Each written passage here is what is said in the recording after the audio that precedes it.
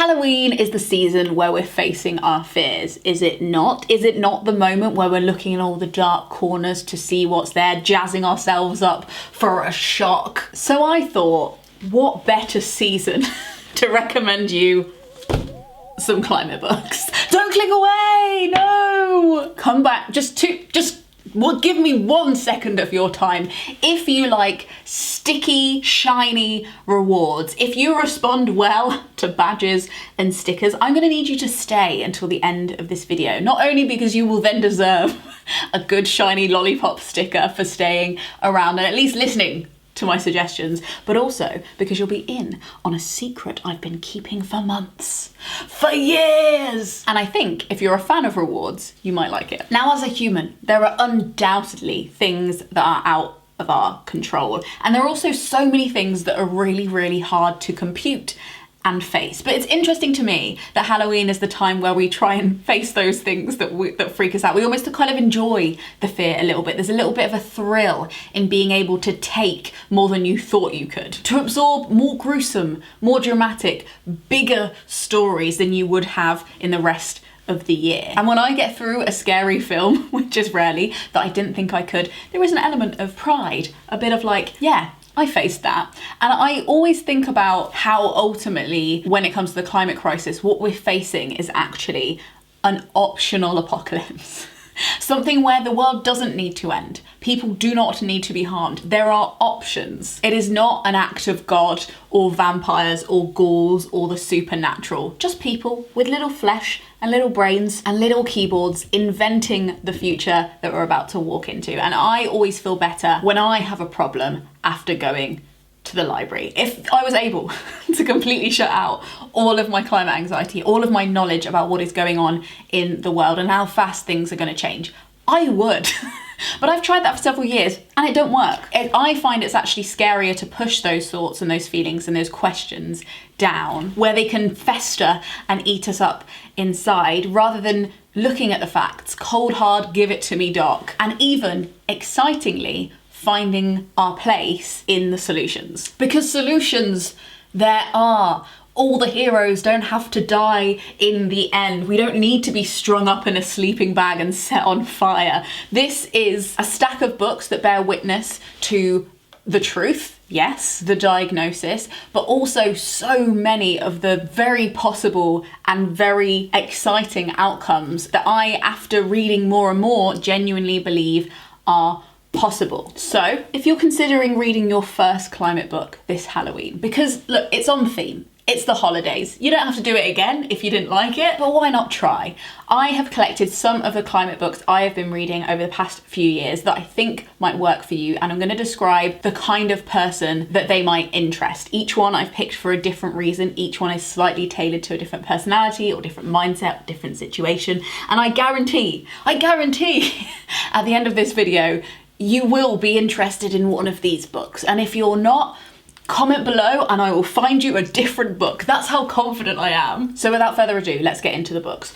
Book number 1, Once There Were Wolves. Now, if you want to read about hot, sexy Scottish men, sex, murder, deception, it's all in here, and by accident, by sheer accident, or it will feel like an accident at least, you will also learn about rewilding. This book follows Angie, who is an American, a hashtag woman in STEM, and on a mission to rewild wolves into the Highlands of Scotland as she enters a small Scottish village with all of its creepiness, spookiness, gossip. She develops a rather hunky love interest. A murder occurs in the village, all while she's trying to persuade people to open up their brains to welcome wolves back in to the UK. If you're into thrillers or murder or sex or romance, or you're also into the idea of wild animals being more similar to us than we realise and trying to reintegrate that into our brains, and also maybe being a little bit curious about biodiversity, you simply must,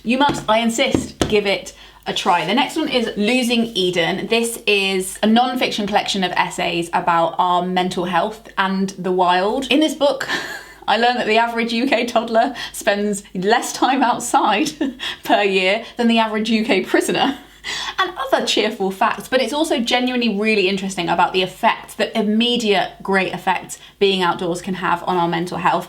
And also then embedded in it, creeping in, are the wider implications of losing that, what we can do to save it. And if you're interested in wellness or mental health, or you're a parent, or you're a policymaker, or you'd like to one day be a policymaker, can I highly recommend this. This book has actually made me intentionally go outdoors more. I actually just take myself into the garden for a little walk every now and then, among other outdoor activities. But I genuinely think this one is a good jump start if you feel like you don't leave the house enough and you also have lost your connection to the wild. Like when you hear stuff on the news, it's like, oh, we've lost X% of biodiversity in this country. Isn't that a tragedy? And you know that you should feel like it's a tragedy, but you actually can't feel those feelings. This book will help you feel those feelings again.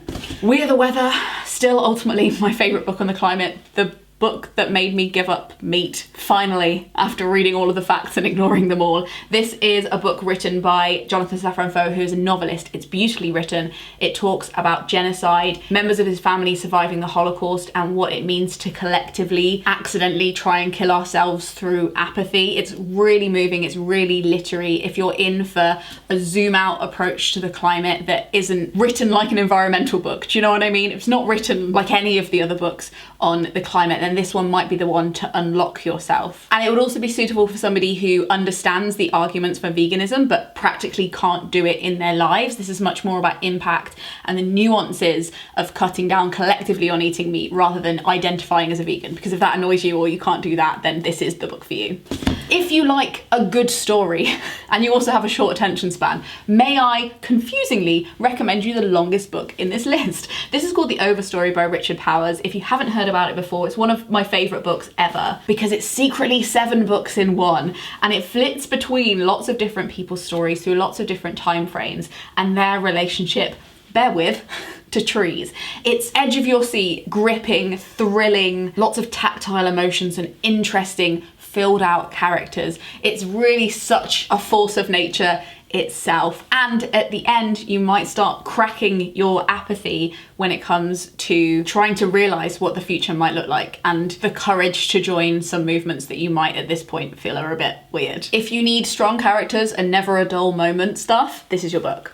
If you are a fan of the literary memoir, The Breaks by Julieta Singh is really, really interesting. I actually read it with some of my patrons. We went to a festival together and we had a little book club and we sat on the grass and we read this. If you are thinking about becoming a parent or are already a parent and experiencing eco-anxiety, this is the perfect book to explore those feelings a little bit more and make sense a little bit about how to move forward, at least with a frame of mind, if not with like tangible actions. It also touches on having to talk to kids about serious issues before you feel like they're ready, and she talks a lot about race and how because her child is racialized, she felt like she had to talk about race with her kid a lot earlier and her experiences with that and the parallels between talking about that and the environment. Very, very clever, would recommend. Obviously you gotta read Pod. My sell for this is War and Peace Underwater. If you really want like a topic and you're already interested in the oceans, I think this is a great galvanizing example of how important and vast and complicated and beautiful the oceans are. It's definitely a really inspiring read, but it's also very character driven, lots of drama, lots of war. Loved it to pieces. So again, if you've got a short attention span for facts but you want to be fed them through the medium of story, that's the one. It's Not That Radical by Michaela Loach. This is a great beginner climate book if you really just want a layout of not only the facts and how the climate is and how it might be in the future, but also what caused it. It really pulls no punches when it comes to race and colonialism, but it really treads that fine line between being really heavy-handed and also offering a lot of solutions and hope. It's very sensible, it's very clear, and the second half gave me a massive gut punch of hope. Really, really clever. And then finally, my nemesis, The Uninhabitable Earth. I started reading this book in 2019 and it scared me so much I gave up on it. The only reason I've been able to finish it is actually because I'm reading it with Corrie for the first episode of the 2nd season of No Books on a Dead Planet, which is the podcast where we read climate books so you don't have to. Which is perfect, because if you didn't like any of these books, you can just listen to the podcast and hear what we thought about the books instead. That's your get out of jail free card.